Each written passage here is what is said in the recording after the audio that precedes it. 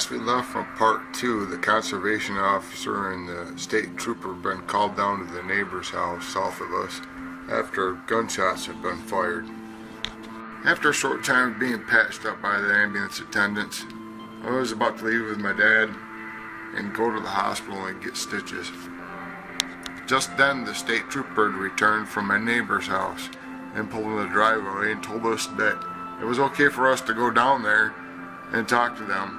It's that time when I noticed that the state trooper's car was actually a Pontiac, one of the few brands that I actually knew from our old Pontiac wagon that we used to go camping in that we just got rid of to get a brand new Chevy Chevette. He said that he was from the Wayland State Police Post and that this car belonged to his watch commander and that his car, an LTD, was being repaired. That this car was special ordered by his watch commander because him and his family had worked at GM's for so long. He said that the Pontiac was painted that state police blue. It was actually his personal car that he used for service occasionally, and it had the magnetic gumball siren and everything on it to use in service. Yeah, I researched it. So the trooper took off, and my father and I went down to the neighbors to go see what happened down there and see if everybody was okay. We had to double back past my house and pick my mother back up on the way to the hospital anyway. When we got to my neighbors, the conservation officer was there, along with a couple local sheriff units that were parked in the road. And one was parked in the driveway. Most of the other kids and Tim's mom were loading up the car, but Tim wasn't anywhere around. We went to the house to go see if Tim's dad was around. We found my friend Tim's dad in the living room and a couple cops wandering around looking at all the school supplies and blood everywhere. Tim's dad was over by the larger TV, pulling a teddy bear off the shelf. Inside that teddy bear was a beta camera. Basically, it was a homemade nanny cam. There was a cable that went from that through the wall to a VCR in the other room. He was pulling that out and trying to hook it up to the other TV to see what happened. He had just installed this camera because he suspected the babysitter was stealing money. I know that because he just suspected us kids the day before that of stealing money also. So he wanted to see if the babysitter was taking it, so he made a nanny cam. And now he was checking out to see what he got on that camera. While he was doing that, he told us when they got home, and after the babysitter left and they started getting to watching TV, they heard the gunshots up by our house. And then the sirens, and then some more gunshots, and then everything went quiet. And they continued watching TV until they heard something beating on the bathroom window, and then beating on the side of the house, beating on the side of the house and on the roof, and screaming. Well, the banging and screaming got louder and louder. Tim's dad went and got his gun. He just got back into the living room, and the bathroom window broke. At the time, there was a water pump house underneath this window, much like this. Tim's dad then returns to the living room with his gun, a Winchester 30-30. What he finds is Tim's orangutan friend broke in through the bathroom window and was now going over to Tim. Then he grabs Tim's arm and starts to pull him towards the bathroom. All the while, the family's freaking out, and Mike's family, his parents, are outside the Sasquatch banging on the windows, screaming and making a bunch of noise too. This is all going on at the same time. And then at some point, Tim's father decided he had to shoot this crazy orangutan. Now note here the placement of the family where they were in this drawing, and some of the items were discussed by us kids in the school bus the following week when we went back to school. Even some of the items like the little professor and old school tricks, the bowl of cereal that Tim ate while he was waiting for his parents to get home, and the replacement teddy bear that Tim's dad had to buy his sister for taking the camera and sticking in our other teddy bear. So the only people who were watching this video were the two police officers there, local sheriff's units, and myself, my dad, and Tim's dad. There's no government agents there yet. At that point, he got the VCR camera beta concoction of his to work on the TV. We watched the video, and from behind I get to see Mike get shot, and he turns around and leaves on his own power. So I was thinking he might have been okay, but the amount of blood, it didn't look like he was going to be okay for very long. The shot had gone right through Mike, right through the wall and into the kitchen. It was somehow not hitting any gas pipes. He said then there was still a bunch of yelling and screaming and banging on the side of the house louder than ever after Mike had gone out to the bathroom. So Tim's dad decided to run outside of the house and shoot his gun in the air and chase the Sasquatch away, and he did. And those were the other gunshots we heard. My dad stayed and talked to Tim's dad for a while, and I decided to go out and try to find Tim. So I went outside, and Tim's mom and his two brothers and his little sister were still loading up the car, and she said that Tim was probably up by the cornfield looking for Mike. And that's where I found Tim, sitting by the cornfield, crying. I sat there with him for a bit, and I tried to convince him that Mike might still be alive. He got out of the house after all. I finally got Tim to go back to the house. Now, Tim was a good kid, but boy, when we got back to the house and my dad came out with his dad and he saw his dad, he just lit into his dad. He actually cursed his dad out for shooting Mike, saying that you didn't have to shoot him, he wasn't going to hurt anybody. Boy, that kid just really let his dad have it. When they argued for a bit and they had to leave, Tim, his mother, his two brothers, and his sisters were going to his aunt's. To get away from the house, his dad was staying there in case anything happened. Myself, I had to go to the hospital and get my stitches and pick up my mom along the way. Early in the morning, I get a strange phone call from Tim's dad saying, "I found your hairy friend in the creek. Come down and see him before I have to give him to the government." So I got on my bike and rode down to my neighbor's, fast. So I get to Tim's house. The older neighbor boy is there. He tells me that Tim's dad's taken the body, Mike's body, over to their house, by their barn, by the Red Arrow. And I had to go walk over there. This older boy and his father were the only people home at the house. They were out school shopping with the other neighbors further on down. Well, when I got there, they had Mike's body on a picnic table near the barn. Tim's dad and the other boy's dad were over by the picnic table by Mike's body, and Tim's dad had brought his gun. As me and the other boy approached the picnic table, there was some movement in the brush next to the barn. Out popped Mike's parents. Both of them stood up and started roaring. Tom grabbed his gun and started shooting and running after them again. By this time, me and the other boy had already run all the way up to the house. Tim's dad actually drove them away. The other boy and I could see them run away over the hills behind the houses. We kind of sat in awe. He was like, "So that's a Bigfoot." We stood there and watched for a couple seconds, but we headed back over to the picnic table. His dad had peed his pants. His tracksuit, his Adidas tracksuit that he just bought. The reason I say that is like, he was really mad about it. He didn't want anybody to know about it. He said, if this ever goes down in history, make sure nobody ever knows that I peed my pants.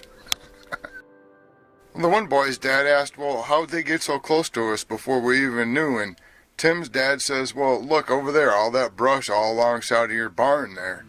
Well, the next thing I knew, the one boy's dad was getting on his tractor, and he was going to go move all that brush. While he was moving all the brush, Tim's dad asked me to run back over to his house and get him a new shirt that he'd got all wet, getting Mike out of the creek where he'd found his body. So I ran down to the house and grabbed him a new shirt out of a package that he'd just bought. While I was getting the shirt the other boy was getting a camera. That family was into photography and had their own dark room. He had the camera ready when I got back with the shirt. This is the picture they took. They took 2 pictures like this where they had Mike held up, and they took a picture of me with Tim's dad and the other boy's dad holding Mike up. This is basically a drawing of a picture.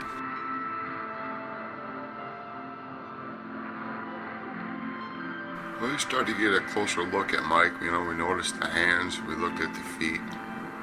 His eyes were open, we checked those out, and then Tim's dad gently closed his eyes. And then we started looking at his teeth. We opened his jaw and started looking at his teeth first. The guys inspected the teeth. We looked. We opened the jaw a little bit, and the teeth look all blocky. They didn't look like they had incisors. They didn't look like they had small canines like we do. They're just big blocky teeth. And as we opened the jaw further, we could see that the gums were black and the tongue was black. The gums had pink spots, much like a dog sometimes do. Now, what happened next? Most of you will probably find hard to believe, or you probably don't know, but I found most Native American elders know this about their teeth. But when we opened the jaw, there was a pair of teeth in the back that came down with the jaw, retracting teeth. Honest to God, we pulled the jaw down, these teeth slid down with the jaw and slid back up with the jaw. They were located on the upper part of the jaw in the back. Well, retractable teeth or tusks aren't completely unknown to mammals. The dugong, a manatee-like creature, also has these, and I'll leave a link to more information on that below in the description.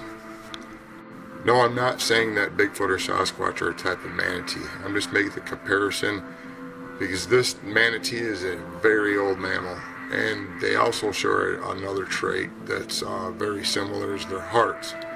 They both have a 2-chamber heart. They're not exactly alike, but they're very similar. But I'll get to that in a little bit. And when they saw these teeth, this is what made them change their mind about everything, that they weren't going to turn in the body, that this was a dangerous animal that people had to know about, that they had to take pictures and get the word out. This is what changed it, was the teeth.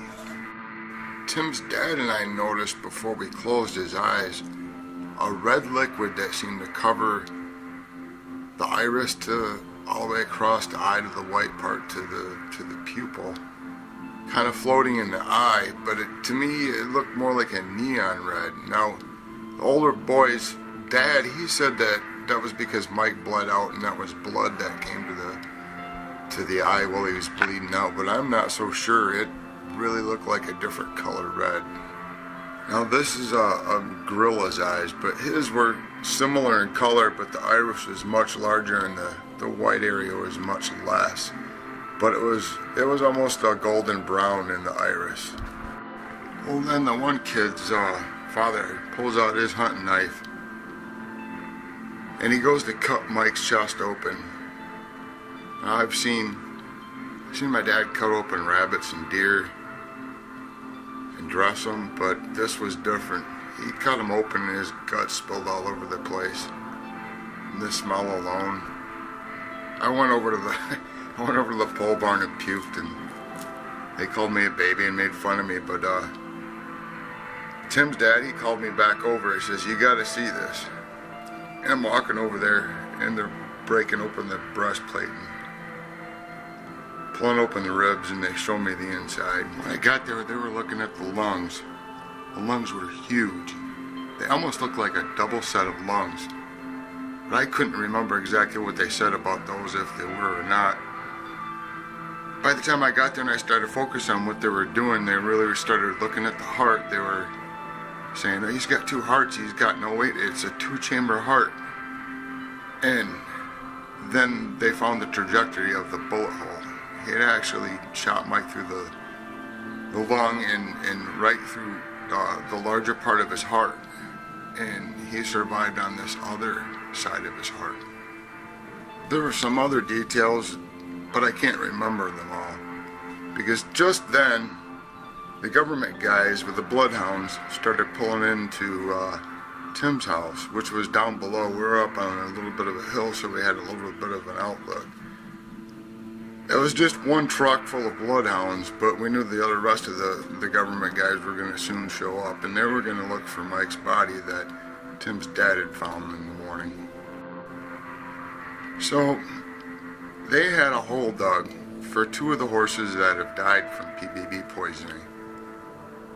And they were going to bury the horses in there for the state to come pick them up, and the hole was already dug. And what they did was they chopped off Mike's hand at the forearm. They took the rest of his body, they threw it into that hole. They threw lime on the body. They threw the 2 horses on top of him, and then they used the backhoe and filled it in, threw the picnic table on it. They did this in a hurry, and they sent me down as a decoy for the government guys. So I headed down there. They did that while I was going down there. They chopped off Mike's hand. They put it in this little steel or metal container that used to contain gloves, and they put it into the pole barn. When I got down to Tim's house, the first truck with the bloodhounds still had the dogs in the truck, and the cages in the back. And I was checking them out, and just then, John Redcorn pulls in behind me. And I'm driving the dogs nuts, and he comes up to me and asks me what I'm doing down there. I just told him I was checking out the dogs, and that I haven't seen Tim's dad yet. And he said, well, I'm going up to your house anyway. Why don't you get a ride with me up to your house? So I did. I was off with John Redcorn up to my house. Decoy successful. And John Redcorn drops me off down at the barn. And as we're down in the barn, there's a few vehicles down there, and there's some government agents down there in hazmat suits, and they're picking up hair samples, it looks like, and they're casting tracks. He leaves me with a guy that brings me into the barn where the encounter happened on the 2nd floor. And this guy, I think his name was Kurt, he interviewed me, and I told him everything that happened. Same time, John Redcorn was up at the house interviewing my dad. And my mother, well, she was running around taking pictures of the government agents casting tracks, which is a no-no. My sister, she was gone, I think, Thursday night. She went to stay with her friends, and when this happened, it was suggested that she stay there another night, so she doesn't get involved and doesn't know. I also got to meet up at the house a couple local Native Americans from 2 different tribes that used to be one tribe. I can't mention the tribes. Basically, after they heard my story, they gave me a name. They gave me their Indian name of Little Chief Running Bear Naked. They thought it was pretty funny that I was running around naked after I got attacked by a Bigfoot. Later that day, my sister returned, but the government people had already gone. The rest of the holiday weekend, that Labor Day weekend, was pretty quiet until we had to go back to school. Well, the agents were nice, but they told us not to talk about it, that there'd be consequences. And then the first day of school came. Tim didn't show up. He stayed at his aunt's. He was still mad at his dad, but his 2 brothers and his sister showed up, and the 2 neighbor boys, the older boy with the camera and his little brother.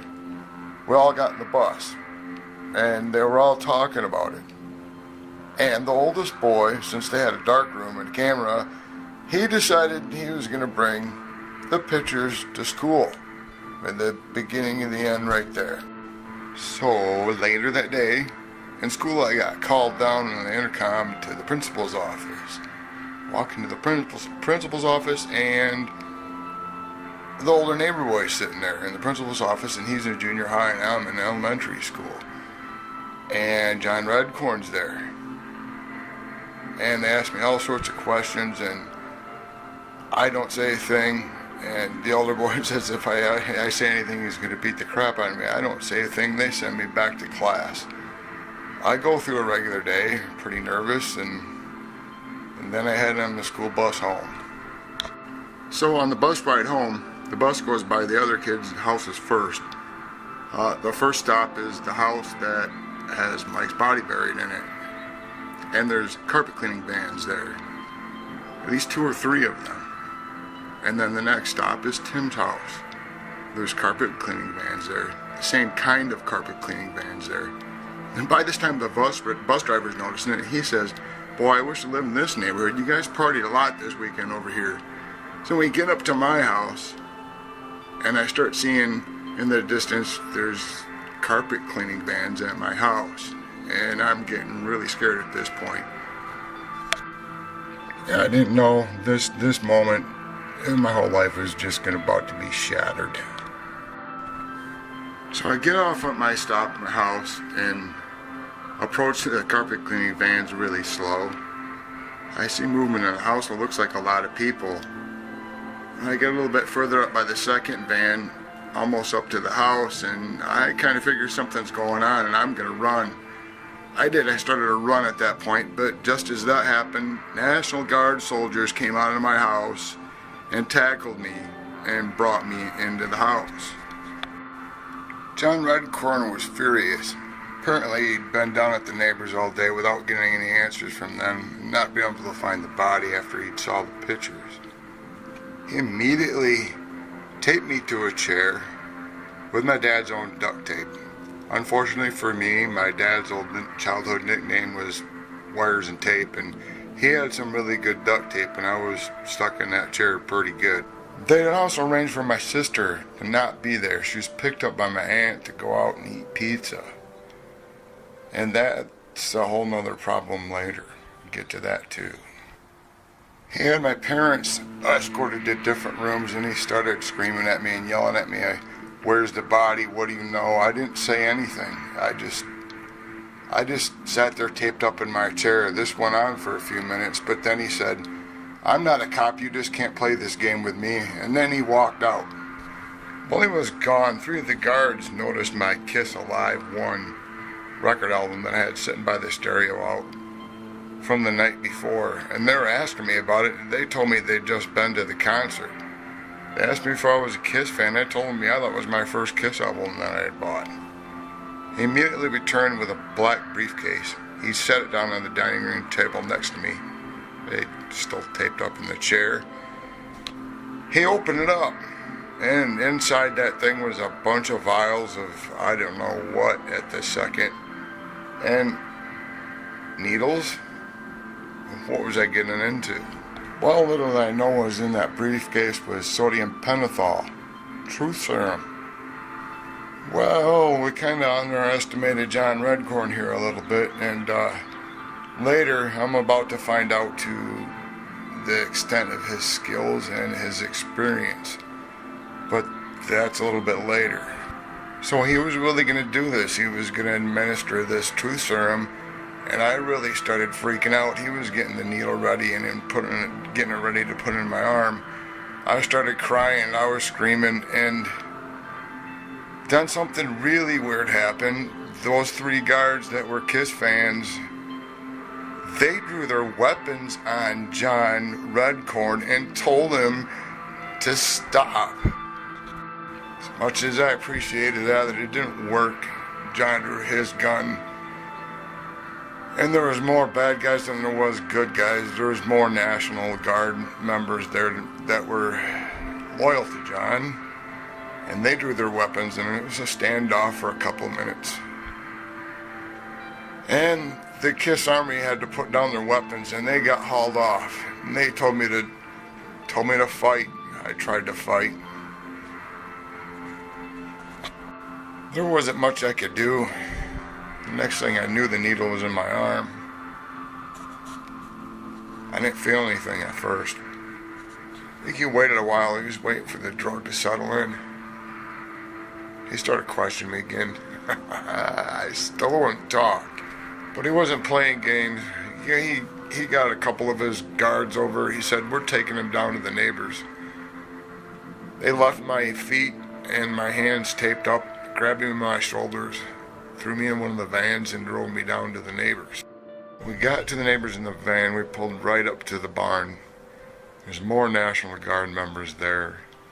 They had their guns out, and at gunpoint they had Tim's dad, the neighbor boy, and his dad. Nobody else seemed to be around.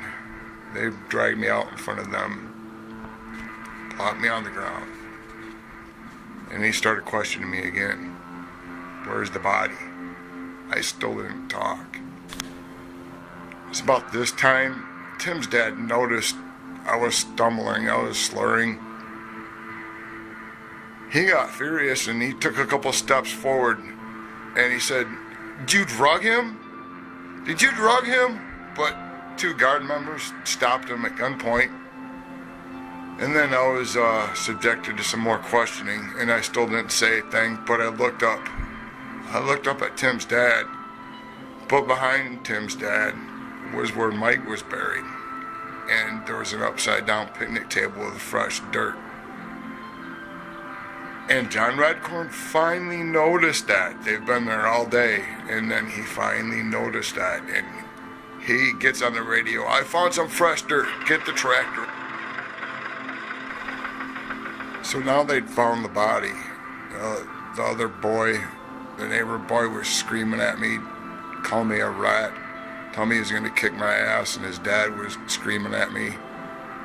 I could barely even stay conscious, and the next thing I knew, they were digging up the body. They'd found the hand, and they took me in the van back to my house where they waited for another vehicle to take me in to get hypnotized. To take me in to get hypnotized to forget it. When they got me back to the house, they finally decided to take the tape off my feet and my hands. They sat me over in the corner, probably looked like a drooling idiot, and they figured that they could just say anything they want in front of me now. It wouldn't matter. I was drugged up and I was about to get hypnotized to forget everything.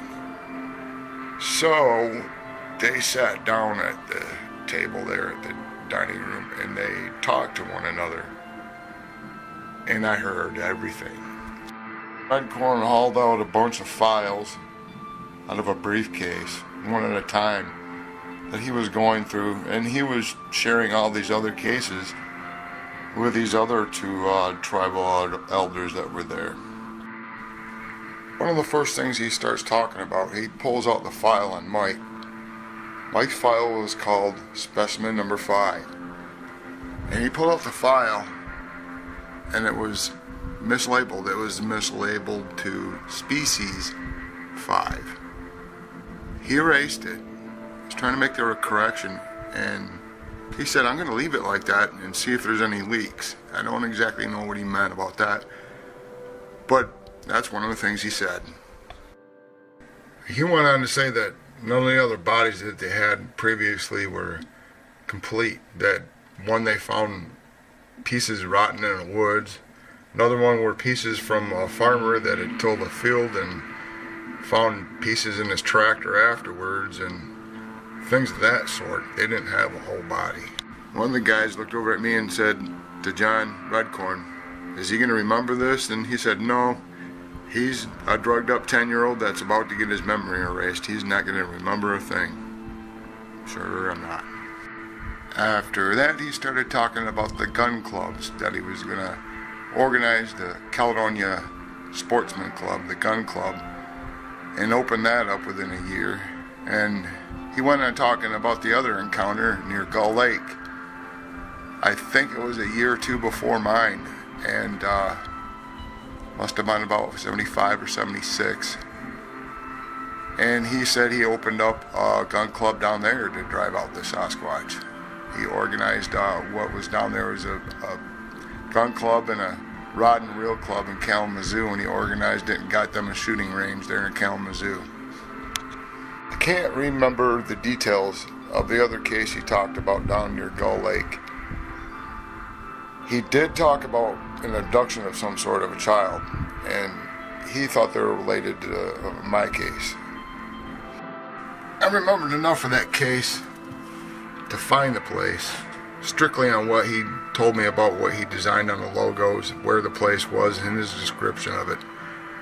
I also found another BFRO case that's also related to that exact case. I'll put a link in that in the description below.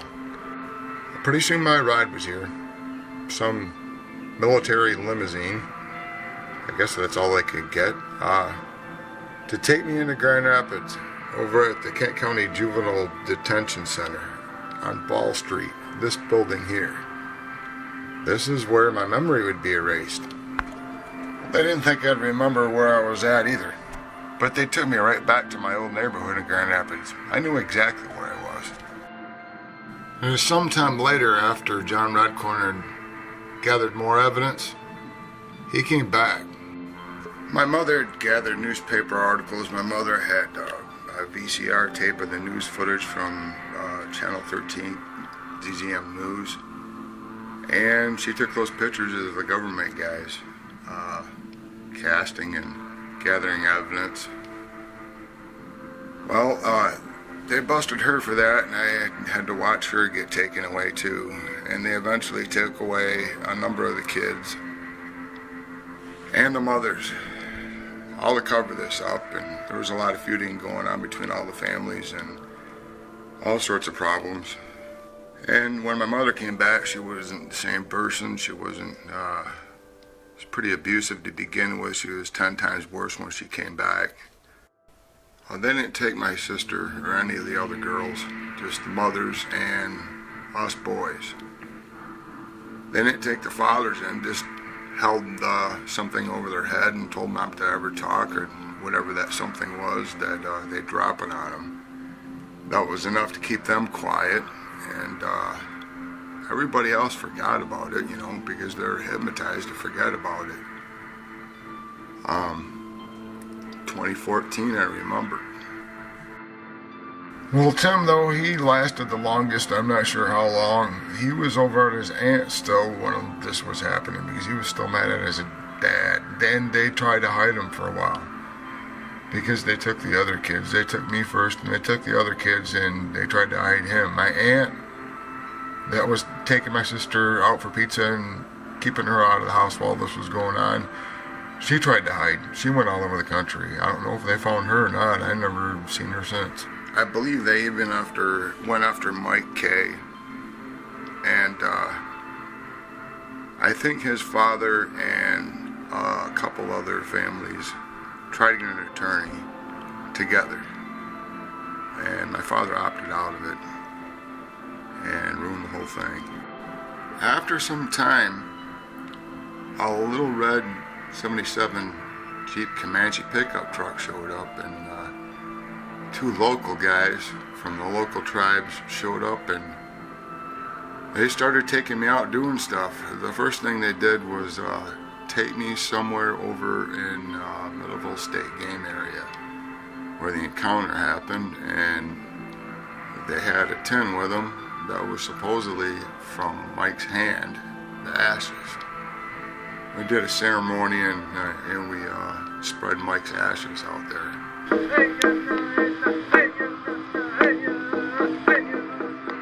After that, they started stopping by even more frequently, telling me about how their tribe used to be one and how they broke up, teaching me about their ways, teaching me how they hunt, teaching how they track. And at one time, they took me on a really long trip to go see a whole bunch of different tribes all over the state, mostly in the north. We ended up going all the way up to the UP, and in that little red pickup truck with a bent seat, and it was a stick shift, and I had to sit in the middle. It's a long drive up there. One of the first stops in the UP was an Indian burial ground right across the bridge by a big church there, and from there we went further north up by Munising, and we met with some more tribes up there, and they introduced me to the elders up there, like they did all the other tribes that I met, and they told about what happened. And on the way back, we stopped in quite a few different places, but this place we had a really good encounter at was at Steuben Lake. Those guys could do some really good Bigfoot calls, and this was even during the day. And we kind of got surrounded in One actually came out right in front of me, and he looked like he was going to grab me. And one of the guys had a gun. I think it was a small 357. He had to shoot in the air to scare it away. It was it was kind of a terrifying encounter, but you know, I've been there before. This actually went on for a few years up until I was in 8th grade and junior high was the last time I saw them. Well, up until recently when I found them a couple of years ago. But they told me things like, Randy, you were playing with a caveman. It was a Neanderthal. This was the first body, full body they had. They found out that the old skeletons, they weren't built right. That I think it was the second vertebrae and the neck, or maybe 2 vertebrae. It had something to do with the number 2 in a vertebrae, and the neck wasn't supposed to be there, and the skull actually sat lower. They found that out. And they said all the big skeletons will disappear and everybody forget about it in 40 years. And they're well aware of, you know, Bigfoot, Sasquatch ability to hypnotize. They said that's why Tim was acting so strange, and that's why, you know, they can get you to get your clothes off so easily. And also they talked about cloaking, and since they talked about it, I figured that the government probably must know about all that. Yeah, it's a big conspiracy thing, I know, but like, why are they doing all the Neanderthal testing?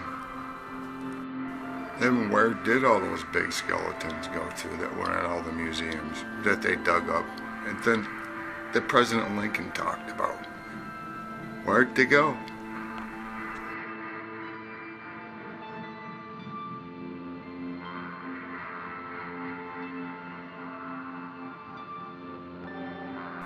I'll have much more details in the book that I'm trying to put together for Art Prize. Hopefully I'll get it done before September. Evidence. Well, since I started this in 2014, a couple of the witnesses have already passed, including my father. But every witness you'd see, police officers, ambulance attendants, every government agent, I found them, I tracked them down, I got their names. I even tracked down all the cars and which ones are still around, like the ambulance is still around. I spent years in archives looking through old newspapers and microfiche. I found a lot of evidence of missing evidence, of pieces of microfiche missing, of exactly where I'm looking for, where it's supposed to be in that exact spot, and the same thing with the newspapers. So I didn't have much luck in those. I did find some finds, and I found some other things that I turned over to my attorney.